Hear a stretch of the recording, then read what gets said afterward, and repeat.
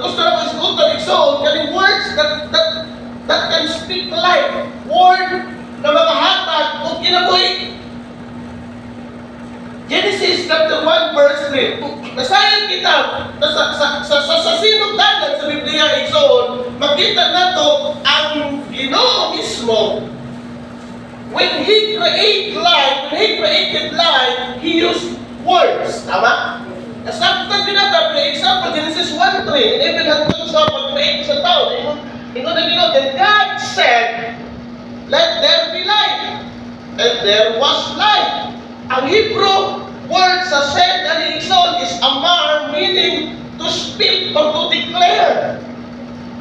So the words that we use, ang pulong na magawa sa itong baba, di na nila basta-basta na pulong. That's why ni muna Bible, dahil sa igahom, because matag pulong, nagdeklara ka of something. You declare power. You speak power. You release power. No, kung tanawa ang gahom sa Ginoo, ang pulong sa Ginoo sa gahom, when the Lord speak, naka-create of life, ang universe, nakatagan o kinabuhi. Kita, namugna. Ang matagusan sa tuwa, nahatagan o kinabuhi. Ana, kagamhanan, ang pulong sa Ginoo. And as a believer of God, as a bearer of the image of God, igsoon ang atuang mga pulong na atuang dinaladala na ako'y gahom to create. Hello? Ang pulong sa Ginoo na ay gahom to create universe. Ang atong pulong na ako'y gahom to create. Dili man sama sa Dios na karong mga kusnik ba? Mga stars, mga galaxies, mga unsa pala gibuhat sa Ginoo. Pero still, our words can create. Mao na ang gisulti po ni Hesus Kristo sa Matthew chapter 12, verse 36 to 37. Again, balik ko na ko, sama sa Diyos ang ato ang pulong maka-create o something sa kinabuhi sa mga tao na naa sa ito ang palibot. Maka-create o something sa kinabuhi sa imong kauban sa inyong panimalay.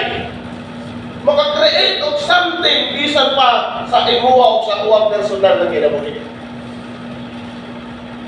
Muna na kay lumdum ko sa last discipleship na mo, the reason why I revisit this sermon, because normal conversation na mo, Pastor Julius rebuked us because maybe he often hear us, you know, the word na lisod.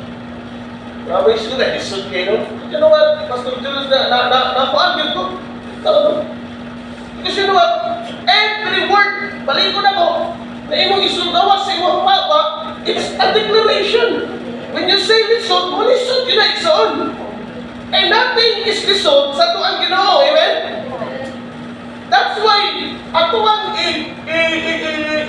challenge atong kaugalingon that those negative words, those negative declaration, na dili makakrain o positive impact sa mga kaugalingon, bisan pa sa uban na kinabuhi, at ang pangipalikabutan na sa Christian, na dili na siya gamiton.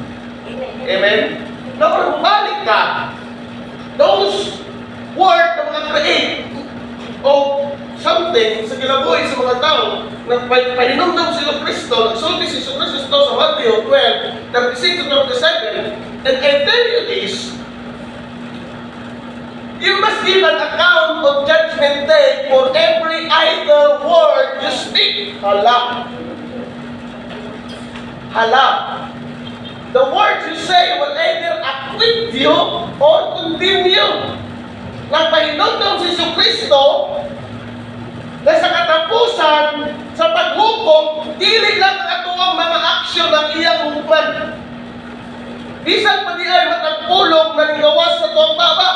Kung ingon si Jesus Kristo, kana na mga pulong ay maka-acquit sa inyuha, maka-acquit sa inyuha, or makapag-condemn sa matapusan ka na to. So si Jesucristo nagpalimay sa ato ay napulong igsoon na ang matag pulong na magawa sa tumbaba usag yun kaya ako nabutang. Kani pasabot ang idol na igsoon, pasabot ka naman careless na to, carelessness, at mga unproductive na mga butang, at mga katapulan, whatever it is.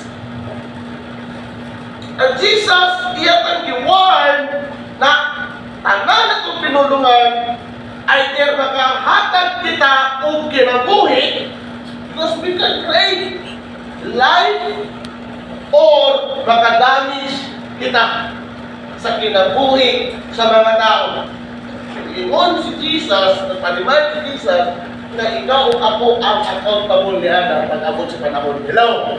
Hindi na mga tapat, accountable ka na yung pinulungan igsoon. Try to picture a gardener. Kaya kamo, kabilang mga mama, hiling mananong. Ang matag pulong na mo-release sa tumbaba igsoon, mura na siya ulisok. Nanatanong sa kinabuhi sa mga tao. Kung nindot ang imong liso na gitanong sa kinabuhi sa mga tao, mubunga na siya o pagka-alindot na bunga siya ang kinabuhi. Apan kung ang imong natanong na liso, nakutan, dili maayo, puros negative, puros destructive, ang bunga ni anak na tubo sa usa ka tao, daupod o destructive po. Napay niingon na tao, niingon siya, you can change your word by changing your words. Ingon siya, pwede di mo mausap ang imong kalibutan sa pag-usap sa imuhang mga pulong o mga pinulungan. Again, maligo na ako.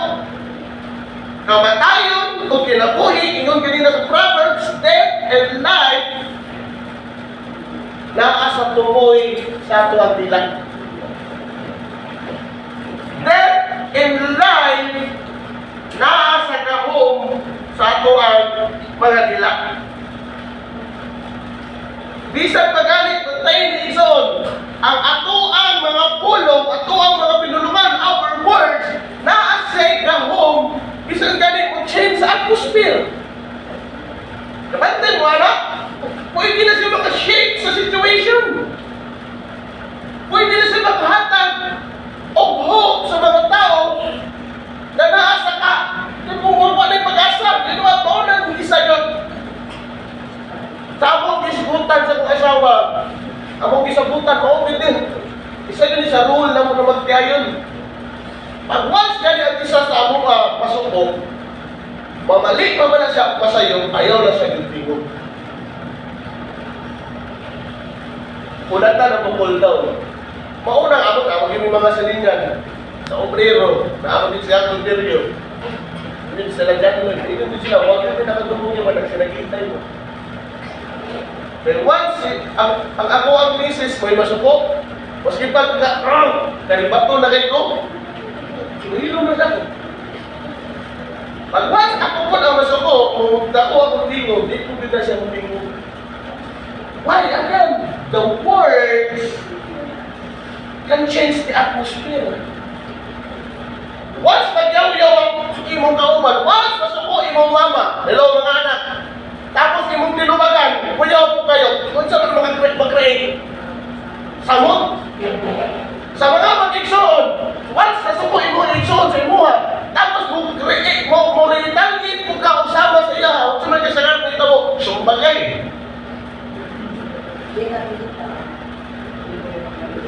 Pero kanil proven and tested yun ako rin. Kaya naisuko kayo sa ako, tapos relax na ako ang tinubagan. Ma-shake it siya. Pero lahat yung istorya ako na relax, pero kawilabay mo sa kuha. Grabe mo ngayon kong istorya, pero normal sa kuha. Kaya mga mga na ako mag-bring in the Sortelios. Namurag sa ko, premente. Matingapon ko, mag-usap ko siya. Hindi mabantay na wala. Nag-create ko something. Kuha ninyo, that's the power of our words. That's why dapat yun nato sakton o katuwag i-embrace o katong i-acknowledge kung sa Bisaya pa unsa ka halang ang atong ang mga dila. Either maka-create na of distraction or maka-create na o kamaayo sa kinabuhi sa matang usa nato na mga exoon. Maunang atong siguraduhon sa isip ko sa kakristohanon na ang matagpulong na mugawas sa atong baba makahatag o kinabuhi. Amen? Words that can speak life, dili words na makapatay. Hello? Iyan ang mga tapat. Pulong na mga buhi, igsoon o tugo. Dili makapatay. Ikaduha, igsoon at tugiskutan, kaya mga pulong na makahatag o kaayo. You know what? Ang Biblia, nagahisgot siya, nagahisgutan, nagahisgutan siya may hisgutan, may tawag na pulong na makaayo. Even in Proverbs 16:24, it says, Proverbs 16:24, ingon si Solomon, kind words are like honey, sweet to the soul, and healthy for the body. Ang tanaw na pa rin isuot kaming word na honey. You know what? Sa una na panahon, maunang kasagaran kapantero sa Bible, mag-isgot sa mga honey. Because sa una na panahon, sa panahon, so even wala pa si Jesus Cristo sa Old Testament, kaming honey, grabe kayo ka-precious. Grabe kayo ni kamahalon. Grabe kayo ni ginaingatan yun. Kaya mau nilang sweetener, mau na grabe kayo ni kamahal. Grabe kayo kataas ni og value.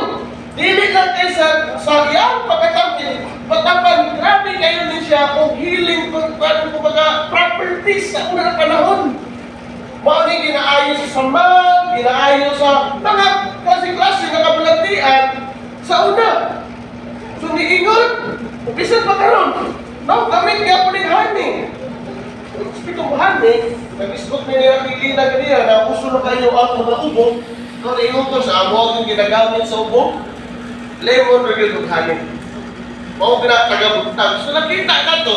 And the word of God says, baligo na kung kind words are like honey, sweet to the soul, and healthy for the body.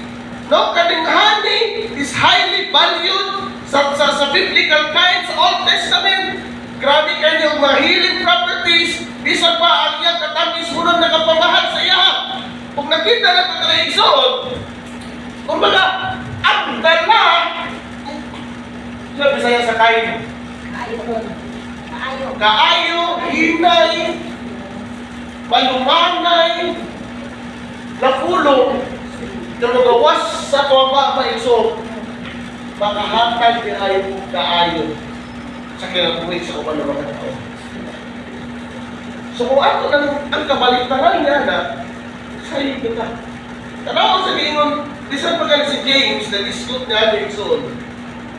Kung niingon ang Proverbs, kung unsa ka makaayo ang watang pulong, tanawa ang ginimay ni James sa tuwa sa James 3:5-6. Nag-isgot po siya kung unsa ka makahatag ng pag-ayo, wow kung di siya makahatag kung grabe na distraction. Ang kabaliktaran, kung saan ginimay ni James sa tuwa. In the same way, the tongue is a small thing that makes grand speeches. Tingnan siya, may ginagong hindi lang na part sa tuang lawas. Pero ingrante kayo ang pulong na pwede na ito mahatag namin. O ingon siya, but a tiny spark, gamay lang daw, the spark can set a great forest on fire. And the tongue is a flame of fire. It is a whole world of wickedness, corrupting your entire body. It can set your whole life on fire. For it is set on fire by hell itself. The ritual nag-isgot si Santiago, si James, nag-warning siya sa tuwa na ang matag pulong nato, matag pila nato, pwede gid siya makag-create o grabe na damage kung dili nato makontrol ang tarong. Hello? Nag-isgot siya dari og fire. Ang fire nag-represent of destructive force. Imagine niyo, gamay lang na lit gani, gamay lang na pulong, pwede niya sunugon ang kabukiran. Gamay lang na pulong, pwede niya sunugon ang kinabuhi sa tao. O isa pa, dislutan ni James na rin, pwede niya sunugon na uton ang imong mismong kinabuhi. That's why I understand when Pastor Julius rebuked us na don't use that sa to, listen. Isa sa mind na kaya na to, kaya. Simple but profound. Simple but yet powerful. Simple but yet it brings impact sa matagusan nato ng kinabuhi. Hello? Isa may nag-listen na rin. Lisod ba tatanan? Pero ayaw i-declare, lisura rin, kagalim na lisura nyo, lisura din ka. Pero lisod, pero siya tingog, kaya ni. Kita na ito ang kalahian. So nagpahinog daw si James na matapos sa atua, dapat kontrolon o makontrol yun nato ang atuang pinulungan. Hello? Control is on. Imagine ang usa ka doktor na kanabang mag-opera ba? Surgeon, no? Kaya apply sa mga heart, apply sa mga tinai. Grabe yung kaya sila ka-precise. Grabe din na sila kahinay, grabe din na sila mag-take care. Nga naman, kahit every tool na ilang pangayoon sa ilang assistant, masipit lang na siya ugap niya. Madamage o damage yun sa ilang buwan. It's the same sa itong pinulungan, sa itong nilay. Dapat precise ang ato ang paggamit na rin. Dapat control na po sa itong paggamit din. Kaya gamay lang nasipyan, mula ito, pwede na nato pagkahatag na damage, bisan pa sa ato ang kinabuhi. In this healing, nasamot doon ang sakit. Imbis makaayuhan, kadautan ang ato ang nahatag. Kung sa giingon ni Pastor Stephen Forte, ingon siya that your words have the power to bring healing in hope. Ingon siya nga itong pulong na makahatag ini o kaayuhan o pag-asa. Kung ingon siya, speak life over yourself and others. Ang atuwa na din matagpulong na magawa sa tuwa para na yung makahatag o kinabuhi. O naingon din siya and watch God work through your words. O tanawa ang pamaagi o paglihok sa Ginoo, pinaagi gamit ang ato ang mga pinulungan. Healing words, kanamang ang atong iskutan, gugma lang, o ang kamatuuran, o kana ang mga med, mga ayo, sa atong ang mga kasakit, isa pa sa mga kasing-kasing sa itong mga tao na nasakitan, o isa pa makahatag o restoration sa mga tao na nabungkag sa ito. But that's why careful kayo na.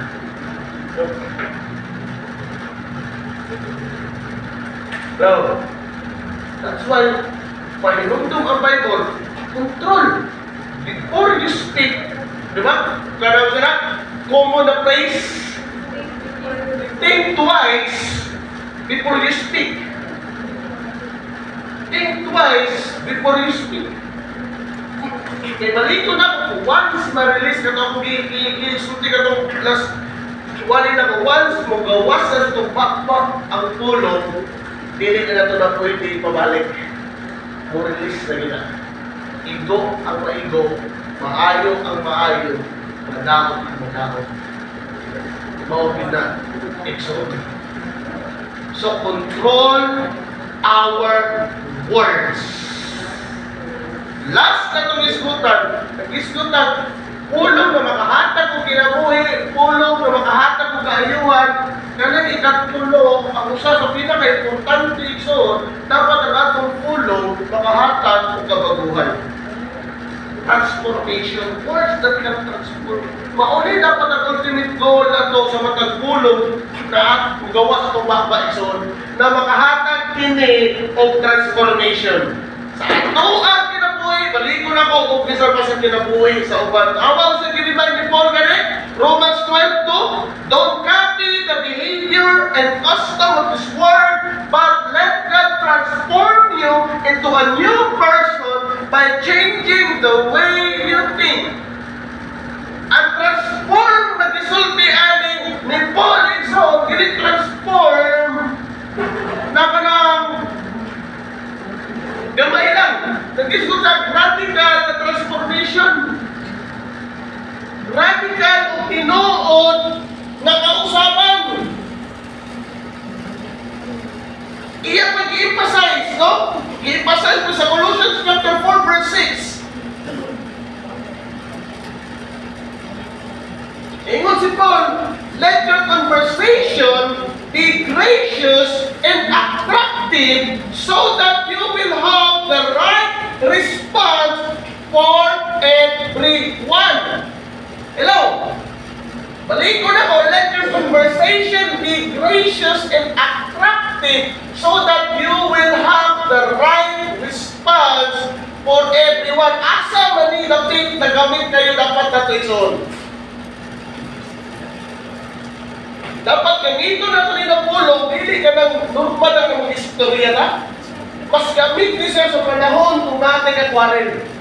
Mas gamit sa panahon na natin kalalis.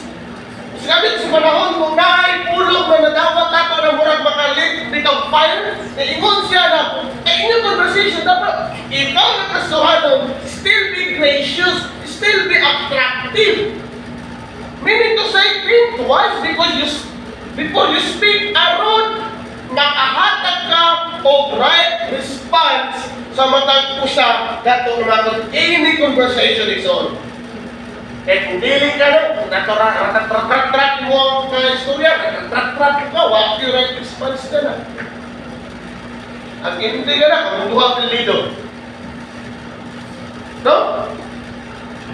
So ang Greek word na gigamit ni Paul dere, gracious, it means cherish. Inasa cherish. Dili kempeng ko ha. Asabot sa cherish na Greek word is on grace or favor. So kung ako ang inistorya, atong pag-istorya, atong pinulungan, atong conversation, atong speech is full of grace, ang atong pinulungan mo reflect sa grasya sa Ginoo, unsa man ang resulta nato, unsa man ang ma-expect nato na bunga na transformation sa kinabuhi sa ubang mga tao. Hello? Labi na ang gahom sa gospel ang magawas sa tuwang akma. Labi na ang pangalan sa tuwang Ginoo ang magawas sa tuwang akma. Dili ang pangalan ni kaning. No? Una-una, iksonan, kanang sculptor. Di ba nung may mga bato? Tawag na sila yung ginagukita na murag kutsilyo sa bato, sa mata niya. Tawag ka na. Murag diesel, no? Kanang kikis nila ba para imulda ba? Mga manbol, mga bato, ianak na nila. Ang batang pulong na magawa sa tuwa, murag ka na. Tagapulong na magawa sa tuwa mo na yung shape sa kinabuhi nato o sa kinabuhi sa mga tao. That's why samang sa mga artist na mga they are very careful of using those katungurang pangana. So sa Kristohanan dapat very careful ta sa paggamit sa tuwang work, balito na ko, And every word mo rin nakamulta kung unsa na forma ang maporma sa ato ang kinabuhi pag tinaagi sa matagpulong na ang gawas sa ato ang bata.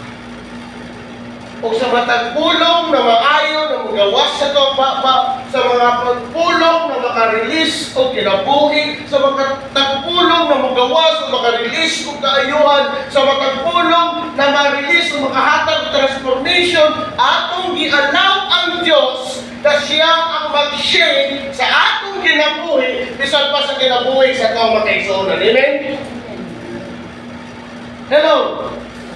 And allow God to reshape or shape our lives, so through our words. Ingon pa si John Piper, our words carry the power of transformation. When we speak the truth of the gospel, God uses our words to bring about change that leads to eternal life. Di mo sabot ang ison, no? Muna ko nasabutan gani. Kaysa na mag-chismis ta, o mga kinabuhi, o mga dili purposeful, why kabuhatan sa itong kinabuhi sa mga tao, niingon si John Piper, kapalamang sa makahatag transformation yun, napulong ang gospel sa Ginoo.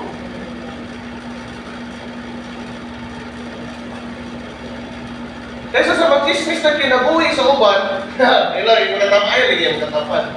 May pa-i-chismis na to ang kamaayo sa Diyos sa tuwang kinabuhi. Amen? May pa-i-chismis na to, like man ang word na dismiss, no? I-share, no? Kaysa mag-share ta og mga butang na dili purposeful sa itong kinabuhi, nagpa-remind si John Piper, ang usap ka makahatag o transformation sa kinabuhi sa mga tao, ang kamatuoran diha sa kamaayo sa Diyos, bisan pa ang kaluwasan na itong na-receive sa Diyos, ang upa na na-receive natin sa Diyos, sabihin siya, it will bring eternal life to those people na mo-receive ni Ana na mga punong isoon. Hello? Hello? That's why the Word of God this morning reminds us, be very careful, be very precise. Always think about na ang pulong nato ang ginagawa sa makabaligo na ko, makahatag ng kinabuhi, kaayuhan, bisan pa o kausapan sa imong kinabuhi o sa kinabuhi sa uban nato pag-igsunan. So ayaw na isolingiya, bitabara na ang kuhita ng tao sa matuwangan o sa mga kinabuhi, ang sa mga likod, tingnan na ison. Dili na tayo mga pulong na dili makahatag sa itong kinabuhi, dili makahatag sa itong kaayuhan, o dili makahatag sa itong kausapan. Pero, sama sa ito, as we end this exhort, baligo na ito, na dako kaayo o butang ang matagpulong na magawas sa ito ang baka. Nakakanay kahong to create, nakakanay kahong na makahatag o kinabuhi, nakakanay kahong na makahatag o kaayuhan, nakakanay kahong na makahatag o transformation. At the same time, nakakanay gahom na makapatay, nakakanay gahom na makabungkag, nakakanay gahom na makahatag ng sakit. Maunang, let us be very careful of using those words na magawas sa tuwang haka. So, karoon na si Manda Ikson, mauni akong challenge na ihatag sa inyo. Ako pa niya ako ang paghagit sa mata ko siya sa tuwa. Nagkaroon na si Manda, ikaw ako, kung mahimot ang intentional sa matagpulong ng magawas sa itong mga dila. Can we do that? Dili lang para sa itong kaugalingon, dili para sa kaugalingon, dili lang para sa kaugaling sa kinabuhi sa upan, kung dili aron mahimaya o mag-glorify na ito ato ang Ginoo. Amen? And ask the Holy Spirit to help us, to help you. The Lord, nabangi ko na ang matagpulong ng mga sa kundila, dilayan mo tuwas, hindi kinabuhi, kaayuhan, o transformation in every situation na moabot sa ako ang kinabuhi karon na semana. Bisan pa sunod na semana, o sunod-sunod na semana. Amen? Can we do that? That's my challenge to you. Be intentional sa matagpulong na magawas sa ato ang mga bapa. And the Lord is reminding us so whatever it is na mga narilis na ito na pulong sa niagi,